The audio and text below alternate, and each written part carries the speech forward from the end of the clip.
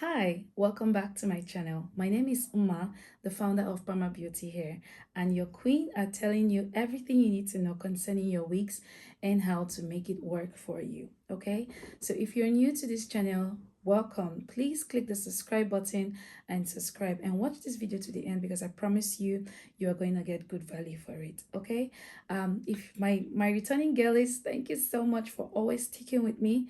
I love your support. I'm grateful and I do not take it for granted. Thank you for the comments, the likes, the shares. God bless you all. I cannot tell you the amount of impact your activities each video has caused. Many people reach out to me and say, oh, a friend shared this to me and that's how I'm able to reach you. Please, I need help with this and we're able to sort it out. So straight to the video of the day. Today we're going to be talking about what really makes hairs more expensive. I know that if you are a hair vendor like me, you've oftentimes gotten comments like the other person sells it cheaper than you, or why is your own very expensive, or questions around that line. So today I really want us to talk about what makes or what contributes to making of the price of a wig, right? There are different things, but I'm going to try to see how I can focus on nothing less or nothing more than, let's say, 8 or 10, okay? So first on my list is the hair origin, the source. Where is it coming from? Is the origin China or is the origin Vietnam? These different locations will not give you the same kind of hair, okay? They're not going to give you the same price. Vietnamese hairs are usually um very, like, the strands are stronger. They are perfect when you're looking for like bone straight. That's why it has those very thick strand, durable, very thick durable strands. Okay, Chinese hairs are more, how do you put it, they are more like rapsy, but not like Vietnamese hairs. Then Indian hairs are very soft to the skin. They're not the same, they're not going to be the same in terms of price. Another thing that's going to contribute to hair pricing is the hair type. Is it a single drawn wig or hair bundle? Or is it a double drawn? Or is it a super double drawn? Okay, so if you are new to this thing called hair and you hear wig and you hear hair bundles, the difference is that before it becomes a wig, it is a bundle, meaning I don't have any bundle here to show you. If I have to get a bundle, I have to get up. A bundle is that thing, the way you buy it from the market raw before you now sew it on the cap, right? Some other people will call it wefts, okay? So it's either a weft or a bundle. The bundle is the hair unwigged. Unwigged. When it is not wigged, you can see the naked hairs, or whether it's a packet hair, you can see it, you can see the closure. It's just there. You cannot make sense of it. It is a hair bundle or a hair weft. Okay, so if it's a single drawn, it's obviously going to be cheaper than a double drawn, and a double drawn is going to be cheaper than a super double drawn. Then the hair fitting, which is the lace type. Lace type we're talking about, is it a frontal wig, is it a closure wig? And you know that closures these days have become very interesting. Gone are the days when we just had 2x4 closure. It's no longer that way. People don't just come and just say, give me closure. Now, you have to specify what kind of closure you're looking for. Is it a Kim K? Is it a 2x4? Is it a 4x4? Is it a 5x5? Is it a 6x8? That's the current craze now. 6x8. Everybody is either looking for a 6x8 or a 5x5 because people have gotten so bored with frontals. I personally don't like frontals. I know I'm not the only one. And if I have to do frontals for any reason, it's got to be glueless, okay? Because nobody has the time. I personally don't have the time to every time begin to apply glue on my forehead. Plus, it's not even healthy for your hair. You can, if you're constantly doing that, there's a tendency for you to go bald in those areas.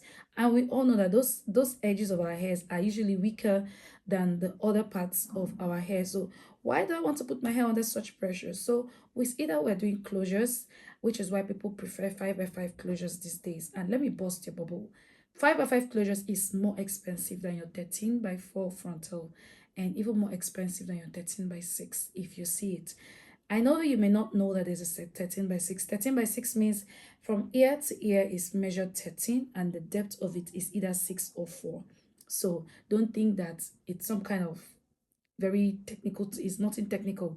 It's just 13 means from ear to ear is 13, and then the depth is either 4 or 6. What is common is 4. 6 is not usually common, but yes, there is, except you want to ventilate for yourself. Then another thing that makes the hair expensive is, was that fitting or was that lace ventilated? If it is ventilated, then there's a high chance that they're going to add cost of buying the extra bundle, the cost of buying the net, the cost of the service. And we all know that it does not take a day to ventilate. It takes a couple of days. And if you're very good, it takes probably a whole day. So these things contribute to the price of the hair. Another thing that contributes to the pricing of a hair is the hair color. A black wig is going to cost cheaper than a colored wig. I know that you already know this. Colored hair could be piano, just like what I'm wearing. It could be burgundy or deep wine or red. Any color that is not black is going to cost more than a natural black. Okay, then another thing that also makes a hair more expensive is the hair density. When we're saying density, we're talking of the weight of the hair. So you hear people say 200 gram, 300 gram, 400 gram. When we start speaking things like that, we're talking about the hair density. You cannot charge the same thing for a 200 gram, for a 300 gram. It costs more. So before you tell your next hair vendor that why is your own more expensive, try to ask them some of these questions. When you have asked vendor A this question and ask vendor B this question, and they give you the exact same answer, then you can now seriously now ask why is yours more expensive. But we've not exhausted the list. Let's go on. Another thing that could make a hair more expensive or can affect the pricing of a hair is the length mix. So you all know by now that we have different lengths of hair. There's 10 inches, there's 12 inches, there's 14, there's 16, there's down to 30, right? You even have as low as 6 inches. So I typically would, whenever I have to make wigs for my clients or my customers, and you want a 10 inches, it is wise, and we give you better results to do 100 gram of 8 inches and then 100 gram of 10 inches with a closure of 12 inches. That is how you get the perfect measurements, right? That is where you see that both the hair and the closure are at the same level. But when you buy 200 gram of 10 inches and then closure of 10 inches, the closure will hang. It'll hang somewhere, and it begins to, that's where flyaways start from. And once you are outside, everything is, it just looks like it's, this hair is not staying. It's just because it's not the same length. And I really get hot or feel hot whenever whenever I have to cut my hairs so much just to achieve a particular length. Just hurt. So it's better for me, and it's always better for you. If you've not been doing it, this is your cue to start doing it. You save more because you could be saving an extra 5,000 naira for yourself, right? By just going one step lower. So instead of buying 200 gram of 10 inches, buy 100 gram of 8 inches and 100 gram of 10 inches. Start wigging with the 100 gram of 8 inches. That way it helps you get a perfect symmetry when you have to cut it. These things affect the price. Somebody who buys 200 gram of 10 inches will obviously sell to you more expensive than someone who buys 100 gram of 8 inches and 100 gram of 10 inches. Another thing that affects the pricing of a hair is customization and finishing. If I just get the wig out of the box and I just wear it on my head and show you, you may probably never like that wig, and you may never ask me how much am I selling. So until I have to go through the process of styling it myself or getting a hairstylist, it costs money. We're going to put that money in that fee because who's going to pay for it? And some of you also come and say, I want it exactly styled like this. Most times, we don't even want to go through all that, as in putting the burden on you with the cost of styling or customization, but we have to do it for the ones we wear to show you or to advertise, so you can see what it looks like, and then you begin to now show interest. And I've had so many occasions where my customers would say, "Hey, Pama, I like this hair," and I'm like, "Okay, I'm gonna give you the one from the store." And you do not ask for customization, and I send it to you that way, and you they go like, "Why is it not exactly like yours?" "Oh, I'm so sorry." "Okay, you know what, here's what we'll do." I always find a solution because it's me. I always find my customers just has to be happy. At the end of the day, you just have to be happy, okay, because your happiness is my happiness. So if you want it to look exactly as you see it in the picture, it's going to cost money, and they're going to charge you for it. Another thing that affects the pricing of wigs is packaging. If you get your wigs in a well customized bag, colored, neatly printed, everything is to perfection, it's gonna cost more than when you just get it in a regular nylon that has no branding on it. These things are not cheap. We all cost these things in the wigs that we sell to you, because they all form part of everything. When you get your wig in a very nice packaging, there's already this kind of satisfaction and joy you get from it. I one time packaged a wig for a customer when I was really starting out. I used to use a nylon bag. Maybe one day I'm gonna show you guys how far I've come.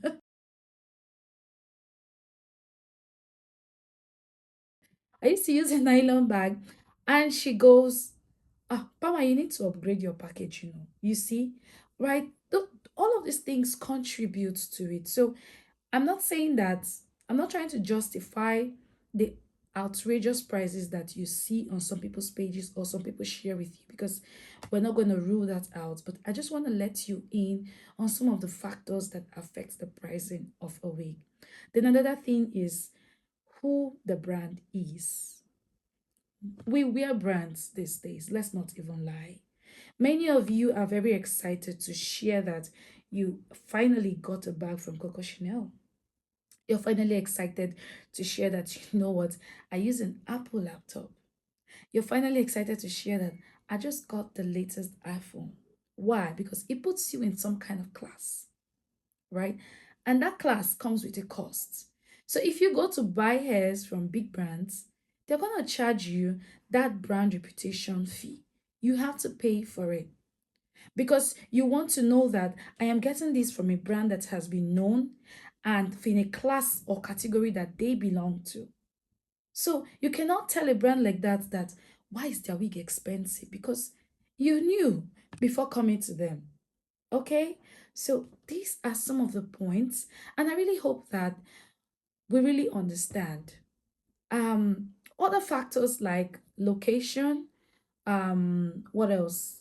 What else am I missing? I think I've mentioned quite a lot of it, because when you're paying for rent also, they factor these things in. Tickets. So if somebody has a rent, has like 16 staff, and this person is going to charge you different from somebody who is maybe working from their home, does their styling themselves, is everything themselves. The only thing they are not is a dispatch rider.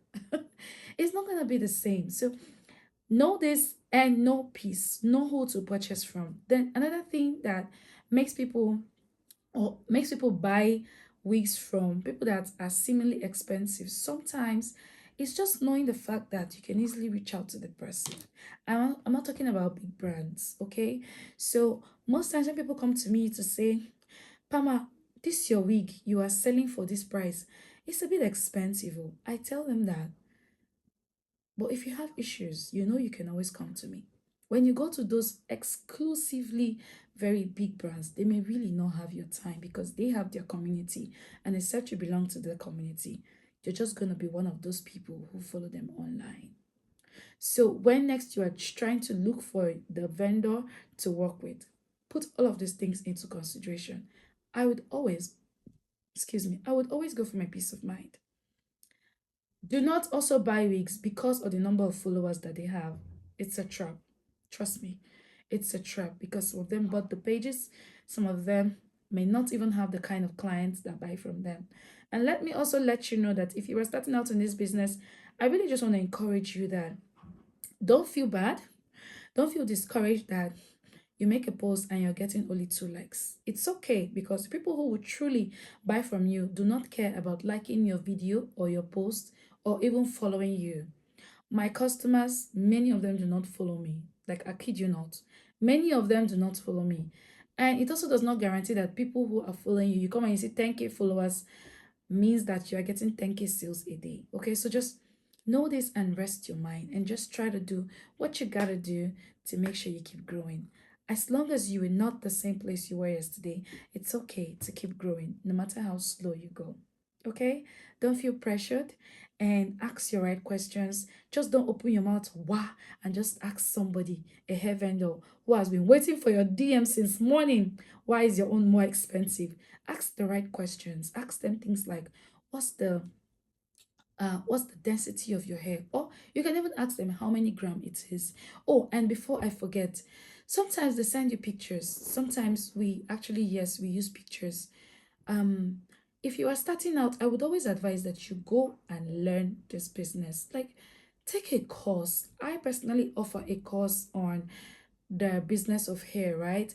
Where you come and learn these hairs. Many people who sell these things to you, I'm sorry to say, but they sometimes do not actually know exactly what they're selling. One person or three vendors could market you different types of hairs using one picture. So also be careful. And it's really not enough to tell somebody, send me a live video. You people should you people should stop that and ask the right questions. And always make sure you're buying from brands that are trustworthy enough to say, you know what, if we flop in any way, we can fix it. Don't go to no refunds, no exchange kind of brands. That would be you falling into a prey that you clearly knew it was there and you still decided to do it. Okay, so ask the right questions instead of asking questions that will not really hold any water. If you are starting out and you are afraid, you are worried, it's okay to be that way. You must not always have the time. You may not always have the time to go to the shop to go and touch the hair. Touching the hair sometimes does not guarantee that that hair is good. Does not guarantee that that hair is good. Okay, and yeah, something else that I left out because I just talked about touching hair is it human hair? Is it hair blend? Is it synthetic? All of these things would obviously affect the price of a hair. If you want to buy a hair from a hair vendor and you see them post a 30 inches long straight hair and they tell you for 50,000 naira, don't go asking the person, is it human hair? Except you truly do not know, right? I don't want to believe that after watching this video, you would be doing that. If you used to do that before, after this video, don't do it again. Because you and I always obviously know that it is not 100% human hair. It can just be a good hair blend that you can just use every once in a while. And there's nothing wrong with hair blends, neither is there anything wrong with synthetic. In fact, for me, if I want to try out new colors and I don't know how that would sit on my skin or sit on the shape of my face, or just if I would like it overall, I start with that color in a synthetic. That's what I do with my synthetic wigs. I go and buy that color I'm interested in and wear it and rock it for some time and just see how comfortable I am in it and see if it is something I truly want before I think about investing in a human hair wig. Okay? So I hope that with these few points of mine, you would make better decisions tomorrow and you don't just go about saying some people are just they're just too greedy. No doubt some people are just over the roof with their prices, but there's still some of us here that are genuinely trying to make a life and make a life for ourselves and make a life easy and comfortable for you. Thank you so much for sticking around. In case you do not know, we offer training services on Wig Revamp, where we teach you how to revamp all sorts of hairs from straight to coily to pixie to baby curls, just name it, and even down to braided wigs. And the good thing about what we teach you is that you can take the same thing we teach and apply it to a hair blend. And yes, you would revamp that and make money. Some people make as cool as 30,000 naira on one week, revamping one week. It all depends on how you sell your markets, okay?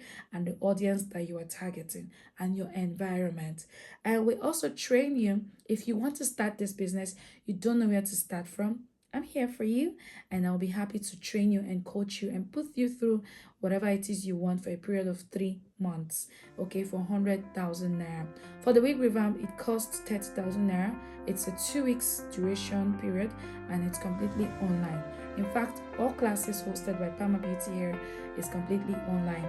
So do not worry if you are in the US, you are in UK, you are in Canada, you're in Australia, wherever it is you are in South Africa, you're in Cameroon, like my Cameroon peeps, mwah, I love you all. I've been getting so much requests from Cameroon, and it's amazing to work with you all on this journey. Okay, and if you are you're tired of being at the same level where you are in your business. So for instance, if you've been making a certain amount of money for a period of time, for let's say you've been making a 1 million naira monthly, or you've been making 500,000 naira monthly, and you want to go up, you want to increase that, you want to just know what can I do to break the barriers of where I am. I offer coaching services, and it's strictly born out of what it is you need. So I'm not going to tell you it costs this, because your need is going to determine what it is I will be working with you on and for how long. So until next video, thank you so much, and I hope you use this to work. Bye.